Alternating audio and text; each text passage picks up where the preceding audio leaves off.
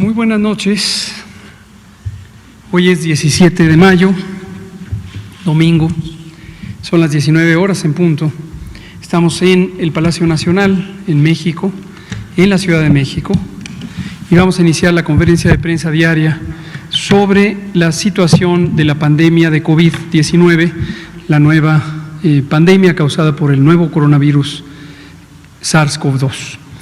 Hoy nos vamos a enfocar a dos elementos. El primero es el informe técnico diario y el segundo, como hoy es 17 de mayo, hoy es conmemoramos el Día Nacional de Lucha contra la homofobia, la lesbofobia, la bifobia y la transfobia, es decir, todas las fobias que tienen que ver con distintas sexualidades no normativas en México, y que nos parece importantísimo que este día no pase desapercibido, que lo tengamos muy presente. Y por eso tenemos el privilegio de haber podido contactar y que aceptaron nuestra invitación a la presidenta del CONAPRED, el Consejo Nacional para Prevenir y Erradicar la Discriminación, la maestra Mónica Macice, que aquí está con nosotros. Muchas gracias, Mónica. Gracias. Entonces empezaré yo con el informe técnico. Le damos la palabra a la maestra Macice y pasamos a preguntas y respuestas, que espero incluyan también este elemento tan importante.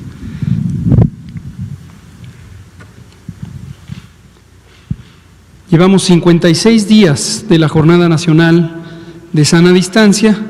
Nos quedan lo que está en verde, lo que resta del día de hoy, más 14 días antes de terminar esta jornada. Les recordamos que terminará el 30 de mayo la jornada nacional, pero eso no quiere decir que todo regresa a la normalidad. Existen diversas entidades federativas, diversos estados que se encuentran en periodos de alta actividad epidémica. Eso incluye la Ciudad de México, el Valle de México, los municipios conurbados en la zona, y seguramente las autoridades estatales, las gobernadoras, los gobernadores, que son autoridades sanitarias en sus territorios, tomarán decisiones, estoy seguro, muy oportunas y muy adecuadas para continuar con la mitigación de esta epidemia de acuerdo a la intensidad de la transmisión, de acuerdo al riesgo. ¿Por qué es importante terminar el periodo de la jornada nacional? Porque, como lo hemos venido relatando desde hace más de 6 semanas, la transmisión de esta enfermedad no es homogénea. Tenemos una gran cantidad del territorio nacional que no tiene la actividad epidémica de COVID-19, pero en cambio tenemos otras zonas donde existe intensa o muy intensa transmisión. Destaco la Ciudad de México porque estamos en el momento de más alta transmisión, y no solo la Ciudad de México, sino los municipios conurbados del Estado de México, en el Valle de México, son la región que ocupa más de una tercera parte de la transmisión de esta enfermedad. En este momento sigue vigente la Jornada Nacional de Sana Distancia, es decir, por una disposición de la Autoridad Sanitaria Nacional, todo el país, todos los sectores público, social y privado, todos los órdenes de gobierno deben respetar la disposición nacional, y no se puede iniciar actividades laborales que no hayan sido consideradas como esenciales. La lista está claramente especificada en el acuerdo de la Secretaría de Salud del 31 de marzo, y esta es una disposición general para toda la República, en todos los estados, en todos los municipios. Y esto concluirá el 30 de mayo. De modo que si una entidad federativa toma una decisión contraria a esta restricción antes del 30 de mayo, estará violando la ley y además cometiendo un acto muy perjudicial para la salud pública, que en su momento se verá manifiesto en el sitio donde se relajen las medidas antes del 30 de mayo. Si posterior al 30 de mayo, a partir del 1 de junio, que terminará la Jornada Nacional de Sana Distancia, persiste la intensa transmisión de la enfermedad, aquí lo vamos a estar presentando y estaremos mostrando cuál es el momento epidémico de cada una de las ciudades más importantes por su tamaño que hay en el país. Y, como hemos dicho, las autoridades estatales tomarán las medidas apropiadas. Es decir, en ningún caso pueden ser menores a las disposiciones nacionales.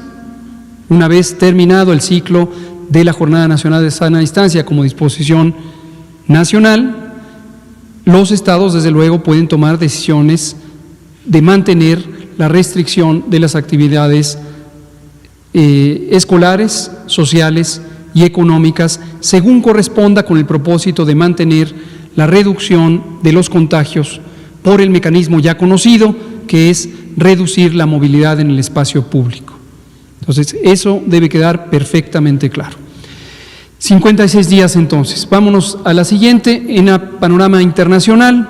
En esta gráfica, que ya es por todas y todos conocidos, tenemos la representación de la contribución relativa de cada región del mundo, y tenemos a la región de América con cerca del 49.5% de la actividad representada por los casos identificados, y tenemos a la región de Europa como una región que se encuentra ya en descenso. Está en este momento en 29.9% del total de los casos registrados en los últimos 14 días, y en el Mediterráneo Oriental vemos continúa el ascenso y continuará el ascenso en la medida en que los países, los estados soberanos de esta región continúen teniendo transmisión. Esta distribución, por lo tanto, irá cambiando. La tasa de letalidad, como comentábamos ayer, se ha mantenido estable con algunas pequeñas variaciones. Lo mínimo que llegó a tener fue 6.3 hace varias semanas, más de 2 meses, y hasta 7.4 en algún momento, y se ha estabilizado alrededor de 6.8, 6.9. Cambiará de acuerdo a lo que vaya ocurriendo en los distintos países, estados soberanos, los distintos continentes. La siguiente. En México tenemos, desde que empezó el primer caso, que fue el 28 de febrero, 49.219 casos acumulados, personas que padecieron COVID y que fueron detectadas y confirmadas con las pruebas de laboratorio. Y los últimos 15 días o 14 días tenemos 11.105 casos registrados, y ayer dábamos un poco de detalles sobre las razones de este número, que apreciamos que continúa aumentando. La región con la mayor actividad, ya lo dijimos, es el Valle de México. Se encuentra en la etapa de meseta, en la etapa de estabilidad en cuanto a la cantidad de casos nuevos. Empezará próximamente a descender, pero al tiempo que eso ocurre, también tenemos distintas ciudades que las detallaremos mañana o pasado mañana, mostrándoles las curvas de predicción y los casos identificados. Verán ustedes cómo hay zonas que empiezan apenas a tener transmisión. Y esto es la suma de todos los casos que se presentan en nivel nacional en los últimos 14 días. Muy desafortunadamente, 5.177 personas han perdido la vida por las complicaciones de COVID o por la expresión grave de esta enfermedad, que se ha presentado principalmente en formas graves en adultos mayores, pero también en México ha sido notoria la contribución de las enfermedades crónicas, en particular hipertensión, diabetes y obesidad, y tabaquismo, que también es una importante y grave enfermedad, condicionante de múltiples otras enfermedades que han contribuido a este problema. 172.000 personas han sido estudiadas, de las que han resultado 95.568 personas en las que se ha descartado, aunque han tenido los síntomas compatibles, se ha descartado por las pruebas diagnósticas de laboratorio. La siguiente, por favor. La distribución de los casos acumulados, con prácticamente ningún cambio, dado que es toda la suma de la epidemia, y lo podemos ver en una gráfica de barras para apreciar cómo las regiones más pobladas, como son en la siguiente diapositiva, el Valle de México, tanto la Ciudad de México como el Estado de México, las zonas que han contribuido con la mayor cantidad de casos, y le siguen Baja California, Tabasco, Sinaloa y otros. En la siguiente diapositiva lo que vemos es los casos nuevos, los casos de los últimos 14 días, y podemos apreciar en la siguiente diapositiva. Estos 11.105 casos sí tienen importante variación y notarán ustedes que a lo largo de las siguientes semanas estaremos viendo estados como Baja California Sur, que pasaron al color verde, y lo mismo algunos otros estados. Estos ya estaban en verde. Este es el nuevo de verde de hace 2 días, donde tenemos ya una disminución de la actividad epidémica y desde luego empiezan a transitar por las distintas categorías con menores casos. Pero en el siguiente mapa que vemos en la siguiente diapositiva podemos comparar los territorios que tienen poblaciones distintas cuando usamos una medida relativa que se ve en la siguiente diapositiva, que muestra la incidencia, el número de casos divididos por la población. Y tenemos a nivel nacional 8.6 o 68, casi 8.7 por cada 100.000 habitantes, 8.7 por cada 100.000 habitantes han tenido en los últimos 14 días COVID-19. Y en la siguiente diapositiva vemos en gráfica de barras esta incidencia que ayer llegó a 30 y se mantiene en 30 en la Ciudad de México, seguida de 25 en el estado de Tabasco y después por debajo de 15 en los demás estados que aparecen ahí en el orden de intensidad de incidencia. La siguiente. Las defunciones, 5.177, todas y cada una de ellas muy lamentables, corresponden a distintas fechas en donde han ido ocurriendo y las graficamos para mostrar cómo corresponden también a la distribución de los casos que se han ido acumulando. Y 582 que se encuentran en el periodo intermedio de estudio, en la medida en que han sido tomadas muestras de laboratorio y están en espera de resultados. La siguiente. Cuando lo vemos por entidad federativa, vemos esta distribución que es muy semejante a la que ya vimos para los casos acumulados. Los 5 lugares en donde hubo la mayor transmisión al inicio son los que han acumulado hasta el momento la mayor mortalidad. La siguiente. Los casos confirmados, acumulados, 49.219 y los 27.502 sospechosos, que ya hemos comentado una y otra vez, no son las mismas personas, sino que algunos pasan a la confirmación, otros pasan al descarte y otros se agregan como nuevos casos sospechosos. En la medida en que tenemos la mayor actividad epidémica en estos momentos, también se acumula con mayor velocidad el número de casos sospechosos. La siguiente.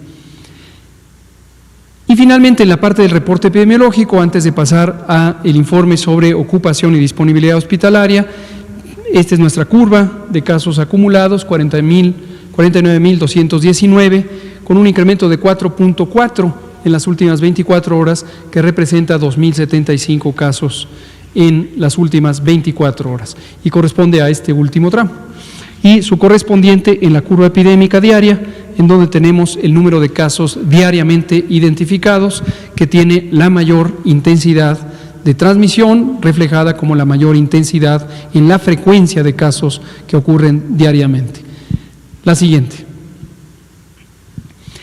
En el mapa de México tenemos los 739 hospitales notificantes, hospitales que fueron designados para la atención de personas con COVID-19, y de quienes informaron tenemos un total de 13.767 camas desocupadas o disponibles y 8.568 que están ocupadas en este momento y que representan el 38% de la suma de esas dos cifras.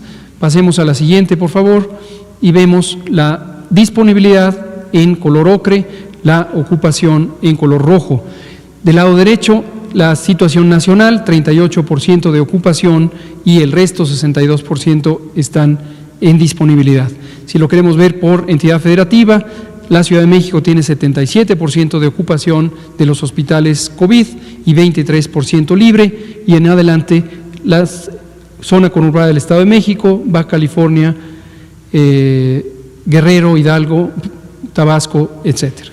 Y en la última diapositiva lo que vemos es la misma medición de ocupación, pero específicamente para aquellas camas que tienen ventiladores como un indicador de que son competentes para atender a personas críticamente enfermas que tienen síndromes respiratorios agudos, independientemente de que hayan sido ya confirmadas con COVID o que estén en el proceso o sencillamente que se encuentren en una condición crítica que necesita atención urgente, aunque no se haya tomado un espécimen todavía para diagnóstico. En el nivel nacional, 32% de ocupación, 68% libre. En el extremo izquierdo, la Ciudad de México, 69% de ocupación, 31% libre. El Estado de México, 59%, Baja California, 52%, y en adelante en el orden que se muestra. Hasta aquí el informe técnico, y le damos la palabra a la maestra Mónica Macís.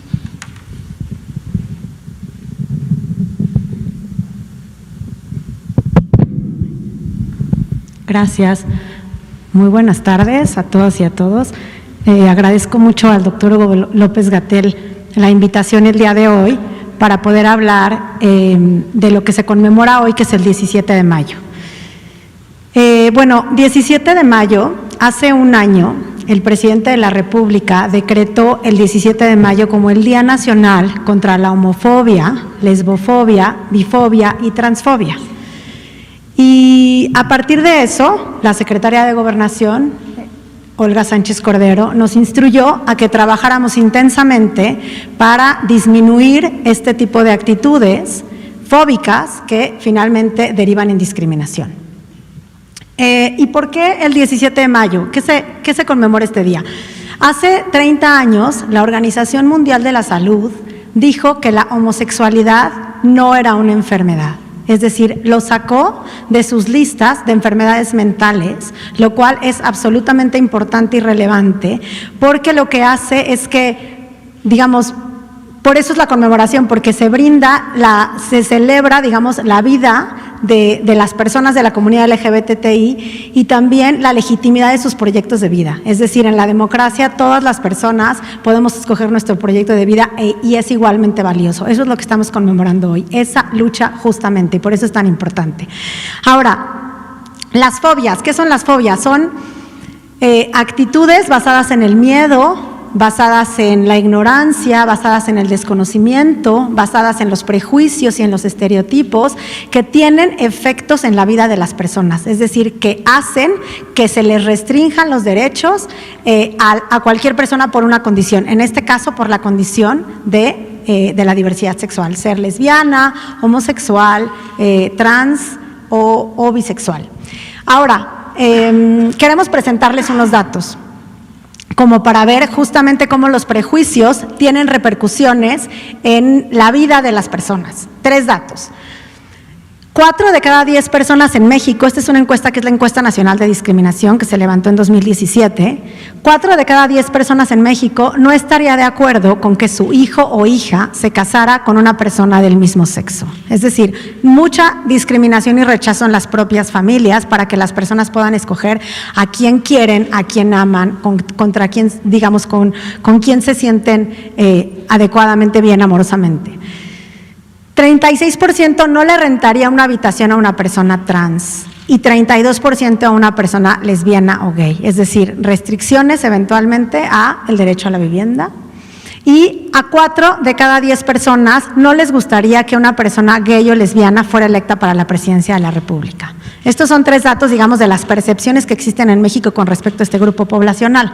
Ahora, datos de otra encuesta que hicimos en conjunto con organizaciones de la sociedad civil y con otras instituciones que se llama la Endosig, que se levantó en 2019, es una encuesta en línea, nos muestran lo siguiente: 3 de cada 10 personas dejaron su casa antes de ser mayores de edad. Es decir, tenemos una población de niños, niñas y adolescentes que por rechazo y por no aceptación en su casa tienen que salir enfrentándose a muchos riesgos y amenazas en ese espacio de la vida pública.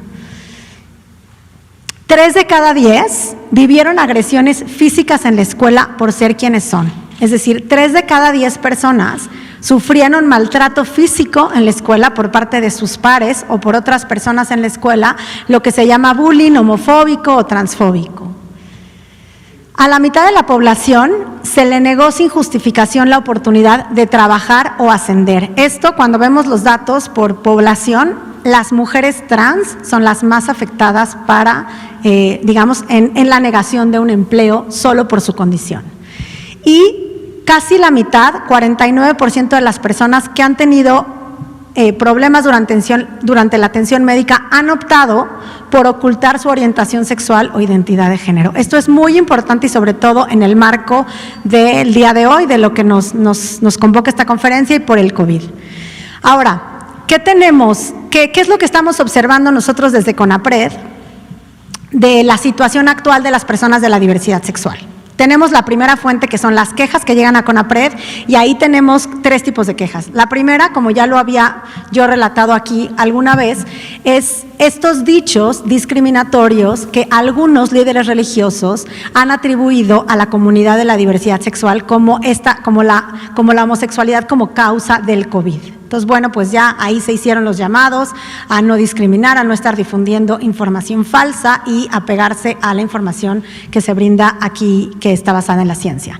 Segundo, muchos jóvenes han hablado a CONAPRED para solicitar orientación sobre lo que están enfrentando ahorita en sus hogares, porque muchos de ellos y ellas regresaron a sus hogares de origen, donde, como ya les había dicho, no son aceptados, son rechazados, o algunas personas cuya identidad de género ni siquiera su familia conoce. Entonces, eso se ha vuelto complicado. Entonces, hemos dado bastantes orientaciones en este sentido, pero sí nos estamos dando cuenta que eso está ocurriendo en los hogares con respecto a esta población. El tercero tiene que ver con personas con VIH que en algunos casos han tenido que revelar su condición de seropositivos para poder ser considerados al inicio de la pandemia como población de riesgo y pudieran irse a su casa a trabajar desde casa. Y tenemos un caso en particular de un despido, de un despido laboral porque esta persona reveló su condición de tener VIH. Entonces, bueno, pues esto es bastante lamentable, pero bueno, pues en CONAPRED estamos atendiendo estas quejas, por eso es importante que quien tenga alguna situación de este tipo pueda llamar. En segundo lugar, tenemos una relación muy estrecha con las organizaciones de la sociedad civil, quienes nos han estado informando, ellas mismas han estado muy activas atendiendo a la población y visibilizando lo que están viviendo. Y de acuerdo a la información que dan las organizaciones de la sociedad civil que nos comparten, son 3 situaciones que están viviendo las personas de la comunidad de la diversidad sexual. Por un lado, la mayor afectación económica por falta de empleos o por empleos precarios, es decir, muchas personas de la comunidad que tienen empleos informales y que ahorita no están recibiendo sueldos y que están, digamos, con mucho miedo y mucho temor porque después probablemente no puedan retomar esos empleos. Entonces, pues digamos, esta parte de la precariedad económica. En segundo lugar, como ya lo comenté, mayor exposición a violencia por la persistencia de los prejuicios en sus propios hogares, lo que les digo que están viviendo estas jóvenes y hombres y mujeres, y que, digamos, también generalmente pueden asistir a sus talleres o a sus grupos, digamos, donde pues se reúnen, están con las amigas y con los amigos, y esta situación de confinamiento no les está permitiendo eso. Entonces, pues sí hay muchas situaciones como de ansiedad y como de angustia. Y por último, el temor por posible discriminación si se requiere atención médica o cuidado crítico. Eso es algo de lo que han estado visibilizando, observando. Quiero hacer aquí un paréntesis para decir que justo en esta guía crítica de cuidados de medicina crítica se estableció explícitamente como una causa de no discriminación o de no decisión el tema de la expresión de género, la identidad de género y la orientación sexual. Ahora, bueno, pues ¿qué estamos haciendo en concreto y por qué estamos aquí el día de hoy?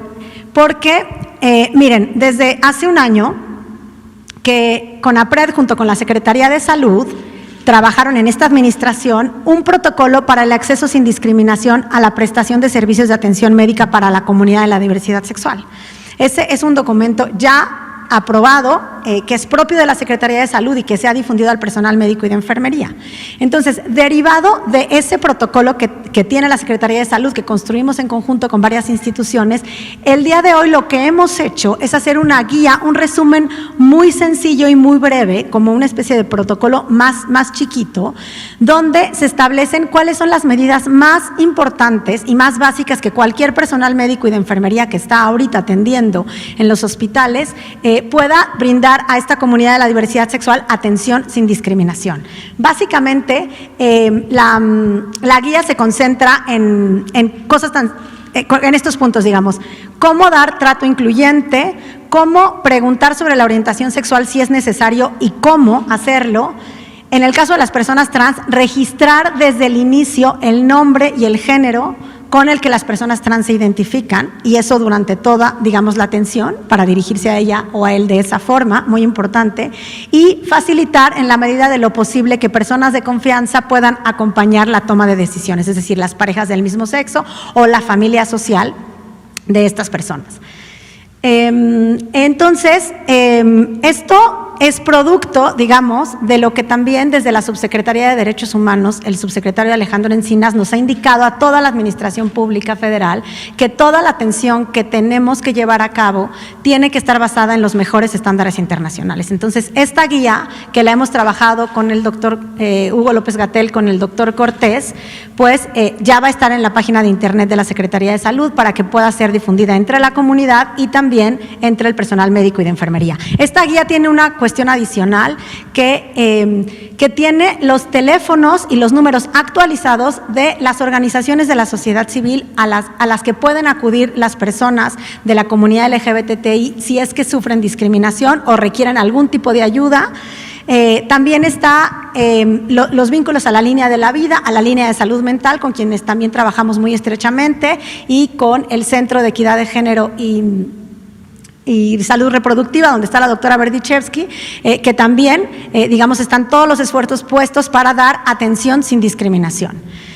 El número de emergencias 911, que esta es la línea que hemos optado desde el Gobierno de México para canalizar a todos los servicios de atención que tiene el Estado, y hemos hecho un gran esfuerzo con el 911, les agradecemos siempre su colaboración, porque para capacitar a sus operadores, operadoras, para que puedan atender con las particularidades y comprensión, digamos, de las particularidades de esta comunidad, para que las puedan canalizar a las organizaciones o a las instituciones adecuadas. Y finalmente, las comisiones de derechos humanos, como siempre, son una opción, y CONAPRED, como ya se los he dicho, este teléfono 52 62 14 90, o en la página de internet conapred.org.mx.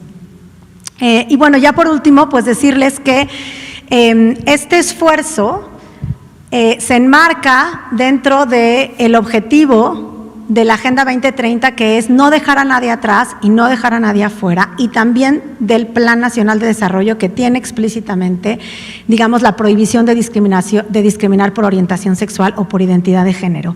Y bueno, el día de hoy y todo el fin de semana hemos estado haciendo una campaña que se llama Bájale a tus fobias. Y el día de hoy queremos hacer justamente el llamado para bajar la curva de la discriminación, bajarle a la curva de la homofobia, bajarle a la curva de la lesbofobia, bajarle a la curva de la transfobia y bajarle a la curva de la bifobia. Muchas gracias. Muchas gracias, maestra Macice, presidenta de CONAPRED, por comentar sobre este importante día de lucha contra estas fobias a las orientaciones sexuales e identidades genéricas no normativas, y siempre con la esperanza de que vayamos construyendo una sociedad más incluyente, más respetuosa de la diversidad, de la pluralidad, en este y otros aspectos importantes. Pero hoy, 17 de mayo, sí queríamos hacer claro este día, porque además este decreto que se firmó el año pasado precisamente pone a México en una posición bastante más progresista de lo que se solía asumir se podía en esta materia.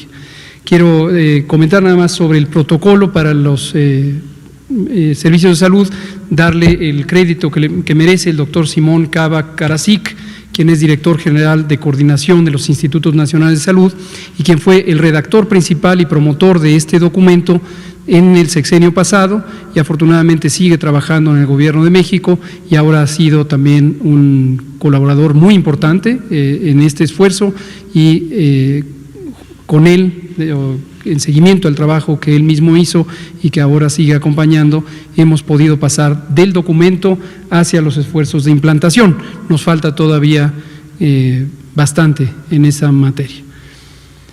Vamos a abrir a preguntas y respuestas. Natalia Vitela, usted, Alfonso, usted.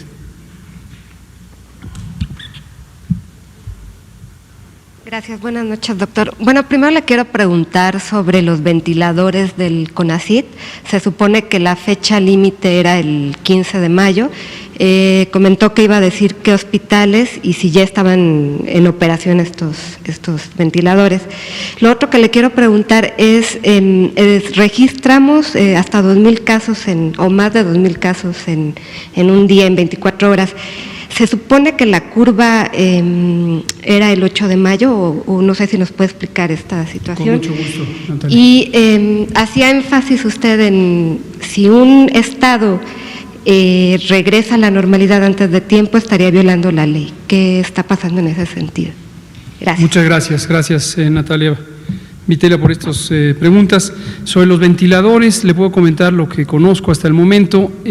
No se lograron tener la producción de estos ventiladores para la fecha originalmente contemplada, que era 15 de mayo, y son varios proyectos de desarrollo de ventiladores mecánicos de creación en México, algunos en alianza con organismos privados, corporativos, y otros también basados en la experiencia científica y técnica de instituciones públicas, en particular los que ha estado identificando CONACYT son producto de la capacidad de desarrollo científico y tecnológico de centros públicos de investigación. Pero no conozco el detalle de cuándo es la fecha nueva contemplada. Lo que sí conozco es que afortunadamente la necesidad aguda que estos ventiladores iban a cubrir quedó cubierta antes por la adquisición de otros varios ventiladores que hemos estado anunciando y que se han comprado no solamente en China, también en México, también los que se adquirieron desde Estados Unidos, que se comentaron el otro día. De los producidos en México, no que yo conozca, no están todavía ninguno ya en entrega, pero el proyecto sigue, la aspiración a que estén listos sigue y afortunadamente no fueron necesarios para cubrir la necesidad específica que se contemplaba, dado que antes llegaron varios otros que de origen no habían sido contemplados. No, pero la averiguamos y esta semana lo platicamos. Sobre los 2,000 casos, qué bueno que lo pregunta, porque estoy seguro que muchas personas pudieran tener la misma inquietud, que me parece completamente válida.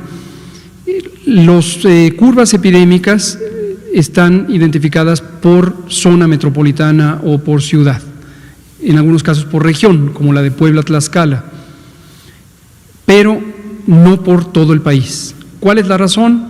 Que no hay sincronía en las epidemias. En países extensos, territorialmente extensos, como México, como Estados Unidos, como Brasil, como Canadá, como Rusia, como China, como la India, son tan extensos que no se sincronizan las epidemias como si fuera una sola. Entonces, del pico del que hablamos, que tendría su máximo el 8 de mayo y posteriormente el 26 de mayo, el punto máximo de hospitalizaciones en terapia intensiva, se refiere al de la Ciudad de México, porque hemos utilizado como el mejor elemento de ilustración de la dinámica de la curva epidémica, porque es la curva epidémica más grande. Como hemos mostrado, son 2/3 partes de lo que existe en todo el país. Entonces, cuando vemos que se siguen presentando más casos, atiende a dos situaciones. En el Valle de México se adicionan todos los días un número ahora semejante de casos en los últimos 7 días, semejante, se mantiene una especie de estabilidad, desde luego indeseable en la medida que son casos y casos y casos. Pero a ellos se suman varias otras ciudades que, aunque tienen una pequeña cantidad de casos cuando la comparamos con la Ciudad de México, ya la suma contribuye a la suma final, que son en este caso los 2,075 casos que se agregaron en las últimas 24 horas, ¿no? Este énfasis que hace de algunos estados de no cumplir con la norma, no cumplir con la ley y retirarse antes de las medidas. ¿Cómo no? Gracias también. Hemos dicho varias veces que las autoridades sanitarias son, en este orden, el presidente de la República, el secretario de Salud, el Consejo de Salubridad General y los gobiernos estatales. Cada una tiene un marco de competencia de acuerdo a las facultades específicas que puede y debe tener, considerando la Constitución, la Ley General de Salud y otras disposiciones, como la Ley de la Administración Pública Federal. Y también, en el caso de las autoridades estatales, de acuerdo a la demarcación territorial. El Gobierno nacional, el Gobierno federal, la Secretaría de Salud, el secretario específicamente, tiene atribuciones para hacer disposiciones, establecer disposiciones sanitarias generales en toda la República, toda. Y existe un fenómeno que la Ley General de Salud le llama concurrencia. Otras materias como la educación pública también tienen concurrencia, que quiere decir se tienen que establecer los mecanismos para que se complementen las decisiones y las disposiciones y las actividades del nivel estatal y el nivel federal. Como la disposición federal tiene precedente, es superior en términos jurídicos, los estados no pueden hacer algo que contravenga esas disposiciones generales. Si esas disposiciones generales son, como va a ocurrir el 30 de mayo, expirarán disposiciones generales sobre la restricción de la movilidad en el espacio público, concretamente el trabajo, la escuela y las actividades sociales. Los estados son libres de poner o de mantener este tipo de restricciones o de no mantenerlas, y entonces, si consideran, de acuerdo a su riesgo, que no son necesarias, no refrendarlas para su territorio. Lo que no puede ocurrir o no debe ocurrir es lo contrario, que la autoridad federal ponga una restricción y los estados la incumplan, ¿no? Y su pregunta me da oportunidad, no está tan directamente relacionado, pero a comentar un tema sobre los municipios de La Esperanza. Los municipios de La Esperanza, en forma análoga, a nivel federal, los hemos identificado con los criterios ya comentados. Son municipios generalmente dispersos en términos de los asentamientos humanos, la gran mayoría son rurales, tienen poca conectividad y comunicación con otras regiones u otros municipios, y además no tienen por vecinos geográficos a municipios que han tenido contagios, que son los que se aparecen en amarillo en el mapa y son una zona de amortiguación en términos de la transmisión. Pero tiene que quedar muy claro que esta es una situación que puede ser cambiante, y en un momento dado, un municipio que aparecía en verde porque se consideraba como sin casos y sin vecindad a municipios con casos, puede ser que tenga de repente casos y de manera automática deja de ser un municipio que tenga las condiciones para mantener actividades sociales, laborales y escolares. Y precisamente es el caso, y por eso aproveché la oportunidad de su pregunta para comentarlo. El doctor Carlos de la Peña Pintos, el respetado amigo y colega, que es el secretario de Salud del gobierno de Guerrero, en este instante me está alertando que el municipio de Copala, en la costa chica de Guerrero, aparece entre los municipios de La Esperanza, los municipios en verde, con la posibilidad de abrir. Sin embargo, ya se detectó un caso en este municipio. Entonces, inmediatamente el municipio de Copala, sépanlo todos los residentes de la costa chica de Guerrero, el municipio de Copala no podrá abrir mañana, lunes 18 de mayo, sus actividades convencionales, dado que presentó al menos un caso de COVID-19.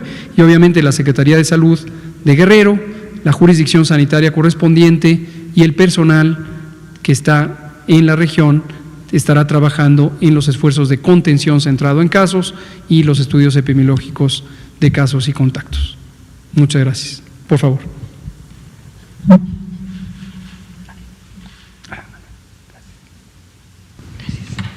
Gracias. Para la maestra Matiz.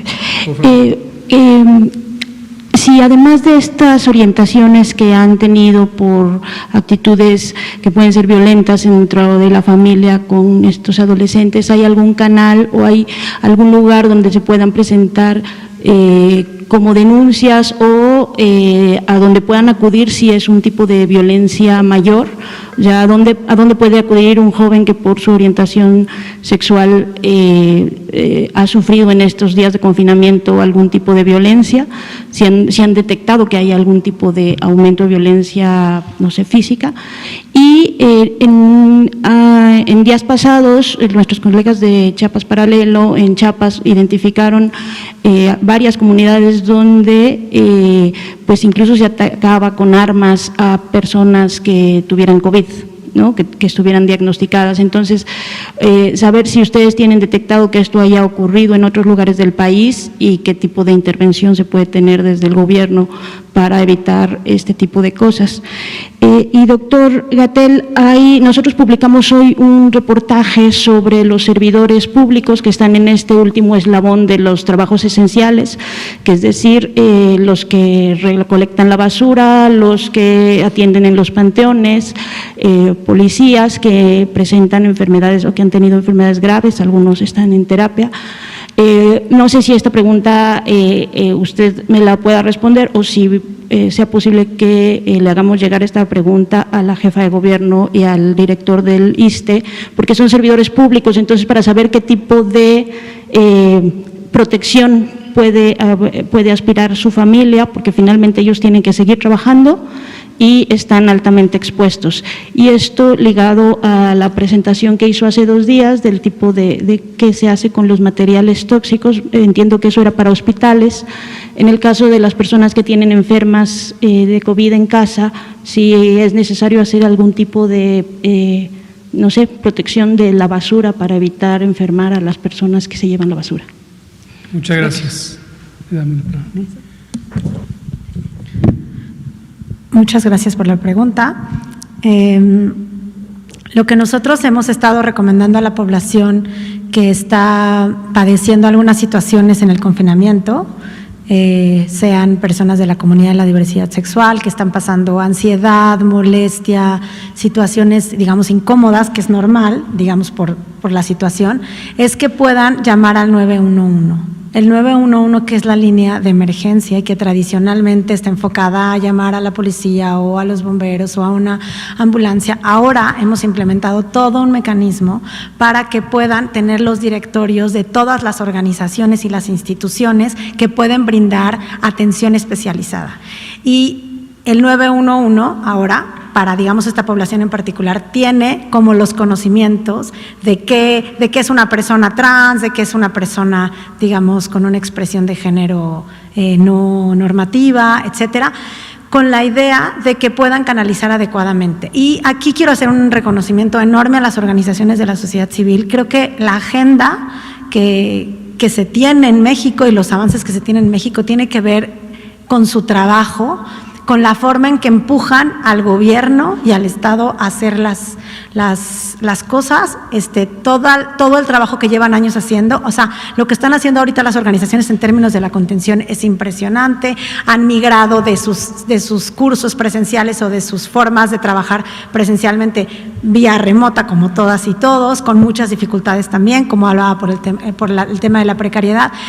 Ahora, con esta guía, que la van a poder ustedes conocer, ahí están las organizaciones que ahorita mismo están brindando este tipo de ayuda y este tipo de contención. Entonces, la sugerencia es que puedan llamar al 911 para poder ser canalizados, y si es una cosa grave, pues por supuesto, todo es grave, digamos, toda la violencia es grave, no hay que catalogarla, pero pues ahí es donde se puede canalizar, digamos, si se requiere solamente una especie de orientación. CONAPRED mismo lo pueden hacer, pueden llamar a CONAPRED, nosotros podemos brindar la orientación, y si es el caso que se está viviendo una situación extrema, podemos nosotros, por supuesto, canalizarles con las instancias adecuadas.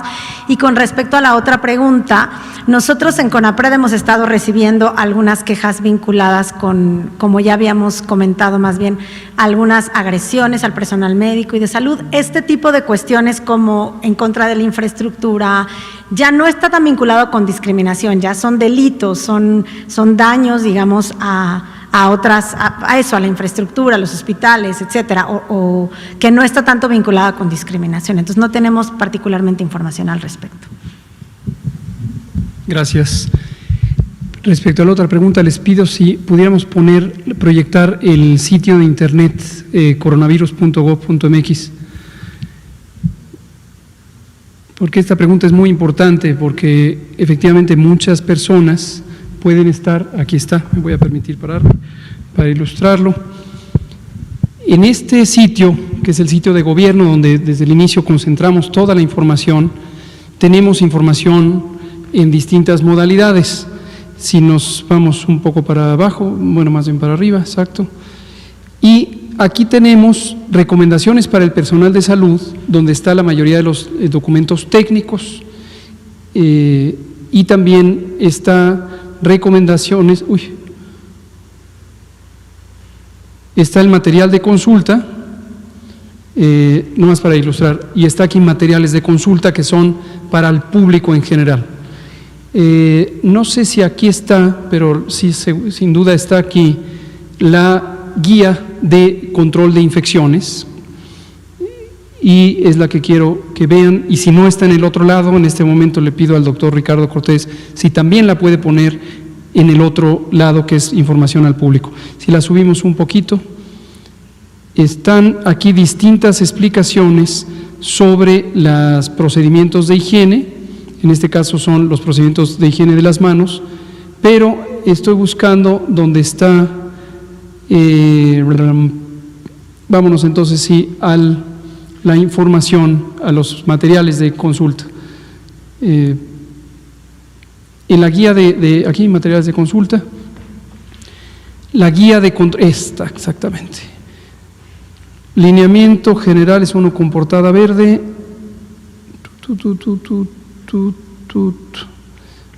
Vámonos. Hay uno que no lo encuentro. Bueno, es cosa de encontrarlo, lo vamos a poner en un sitio más prominente. Es la guía de control de infecciones, y esta guía tiene recomendaciones específicas sobre el manejo de los residuos, de la ropa, de los utensilios de casa, de los utensilios para alimentos, cucharas, vasos, tazas, etcétera. Y una recomendación específica que está en esa guía es la desinfección de superficies. Quizá recordarán que en un par de ocasiones ha venido la doctora Aletze de la Torre Rosas, infectóloga, directora general del CENSIDA, pero quien además tiene una amplia experiencia en este campo del control de infecciones, y lo ha venido a explicar: no mezclar el cloro con el jabón. ¿Se acuerdan de ese punto? Entonces, utilizar los 3 recipientes separados y en cada etapa irlos utilizando, pero no mezclar estos líquidos.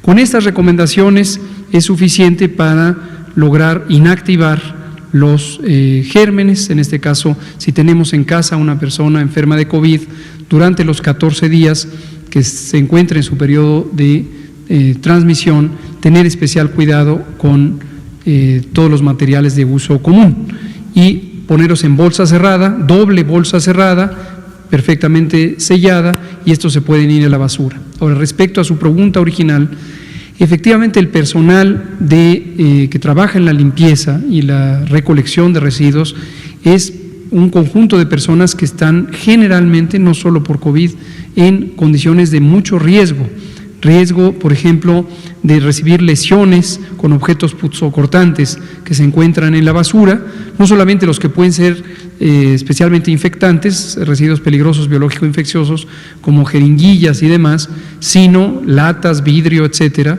y frecuentemente tienen accidentes relacionados con su ocupación, a menos que tengan, como deben tener, protección especial con guantes y gogles que son apropiados para la seguridad que se necesita. Gracias. Estaba Alfonso y usted. Y usted primero. Luego Liz. Gracias, buenas noches. Poncho Gutiérrez. La primera pregunta es para el doctor Gatell. Sabemos que el siguiente mes comienza este regreso a la nueva normalidad, que incluye, distanciamiento, tener un poco más de precaución, nuestra vida laboral, personal, pero con medidas pues para prevenir el factor COVID-19. Pero ¿qué pasa si a este escenario le agregamos la existencia de una vacuna 100% efectiva contra COVID-19? ¿Regresaríamos en ese escenario hipotético, esperemos que sí se descubra la vacuna, a la antigua normalidad, por decirlo así? Y mi segunda pregunta para la maestra Mónica: ¿qué pasa con las personas del mismo sexo, las parejas del mismo sexo que viven en estados en donde no es legal el matrimonio igualitario y no gozan de los derechos que tendría cualquier otra pareja? Es decir, por ejemplo, cuando una de estas personas, en el caso de que llegue a un estado grave en el hospital y no pueda tomar decisiones ella misma, pues su pareja, en el caso de ser del mismo sexo y no tiene esos beneficios, pues no podría tomar esa decisión. Esta pandemia, o bueno, el COVID-19, esta situación que estamos enfrentando, ¿agilizaría ese tipo de legislaciones? Y en caso de que sí o no, independientemente de la respuesta, ¿qué puede hacer una persona, una pareja que actualmente viva algo así, pues para protegerse? Porque ellos tienen un poco más de vulnerabilidad de por sí con esta situación en el ámbito legal. Gracias. Gracias. Si quieres tú.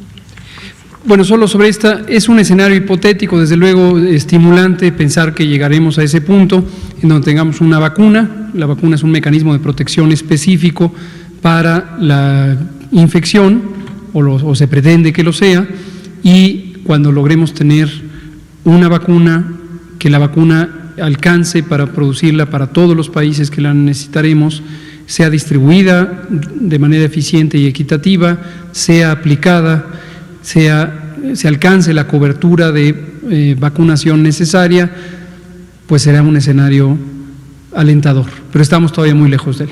Entonces, yo diría, de momento no aspiremos a que vamos a regresar a una normalidad convencional, más bien vamos a transitar a una nueva normalidad que además nos dará oportunidades muy importantes para cambiar nuestra actitud respecto a otras personas, incluyendo este tema de las fobias y la discriminación, ser mucho más incluyentes. Si algo muestran este tipo de crisis es que el egoísmo, el distanciamiento y la falta de compasión, de empatía hacia los demás son elementos que exacerban las crisis, que dañan.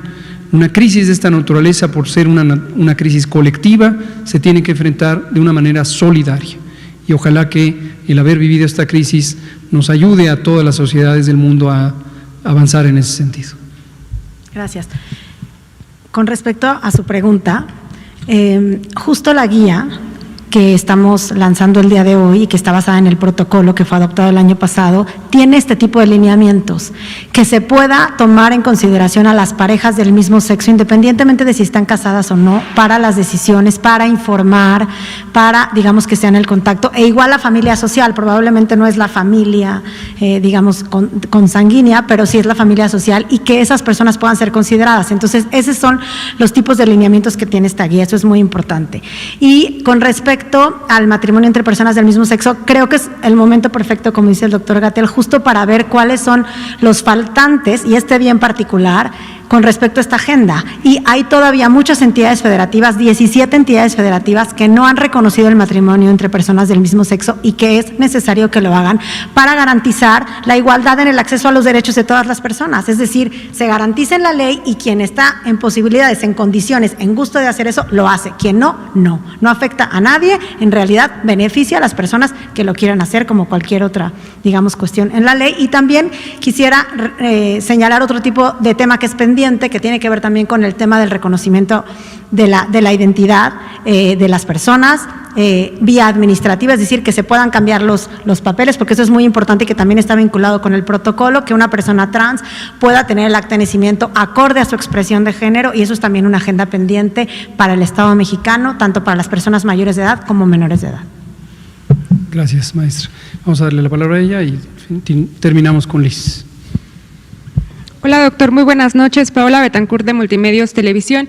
Quisiera preguntarle si han detectado qué podría estar frenando que los médicos reciban el equipo de protección personal, ya que incluso algunos han tenido que ampararse, como es el caso de los médicos del Hospital de Región número 2 y Hospital de Zona número 32, y pues han tenido que esperar a que jueces federales ordenen que justamente cuenten con este equipo. ¿Qué podría estar frenando que lo reciban?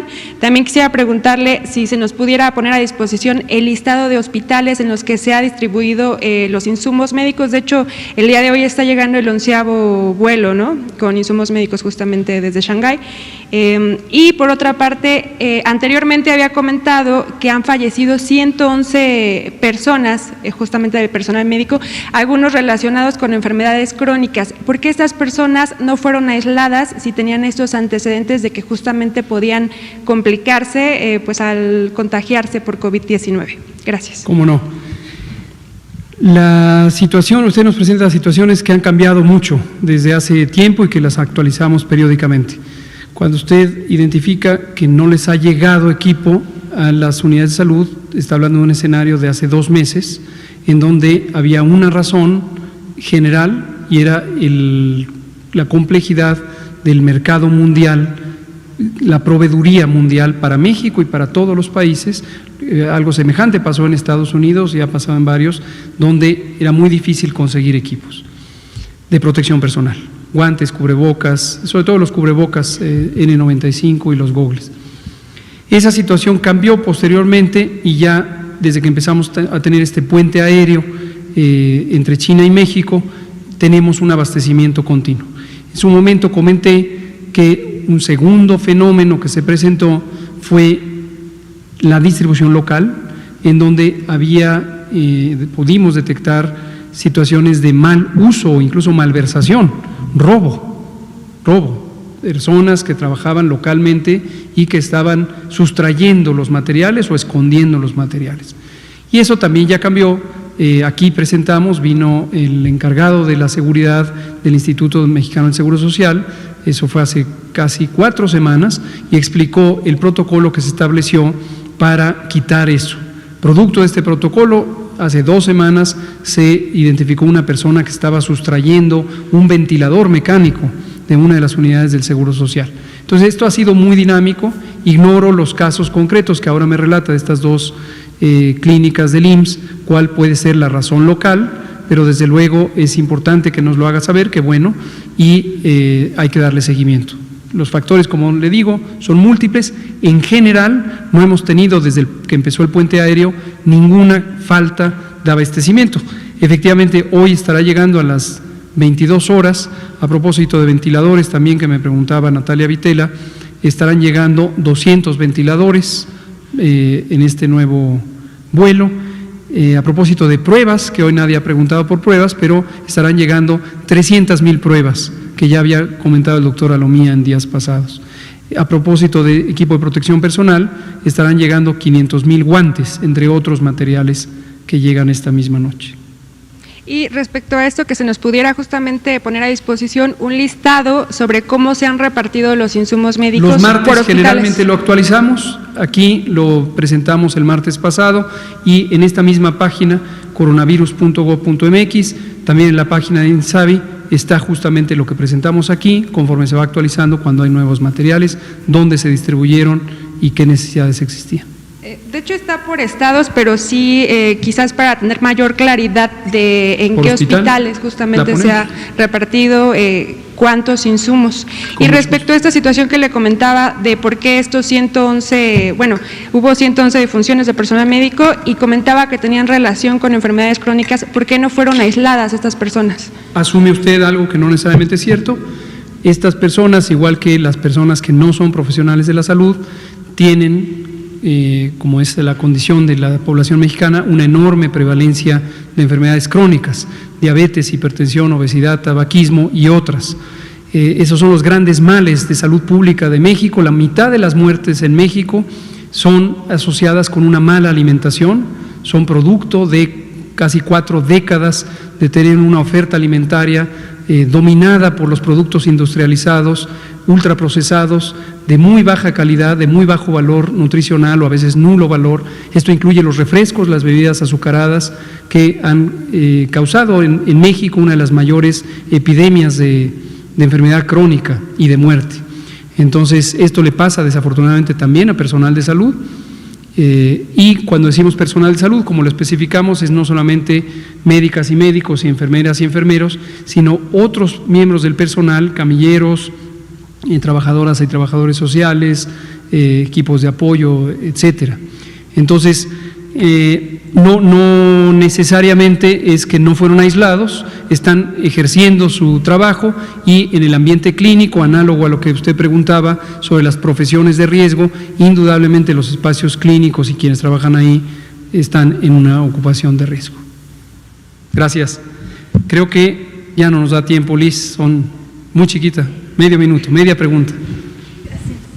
Pues nada más para saber sobre estos municipios de La Esperanza, acaban de informar, bueno, hace ratito, que el pueblo de San Miguel Tulancingo en Oaxaca ya se presenta un caso de COVID, el cual tiene 300 habitantes y está perdido en el nudo mixteco. Entonces nada más saber qué información se tiene sobre este municipio. En concreto no tengo en este momento información, pero gracias por hacerlo saber y lo vamos a verificar con la autoridad sanitaria de Oaxaca y queda claro esto, debe quedarles claro hoy que es domingo 17, Día Nacional de Lucha contra la Homo, Trans, Lesbo y Bifobia, que mañana 18 es el día en que está contemplado que inicien actividades los municipios de La Esperanza, municipios con baja o nula transmisión, rodeados de municipios también sin transmisión. Pero puede estar ocurriendo esto, municipios como el de Copala, Guerrero, que ya reportan un caso, aquí nos hablan de otro municipio en el nudo mixteco en Oaxaca, y en forma dinámica, donde esto ocurra y se detecte, se suspende la liberación de actividades. Si esto pasa mañana, mañana se suspende en donde se detecten casos y así sucesivamente. Gracias, Liz. Muy buenas noches.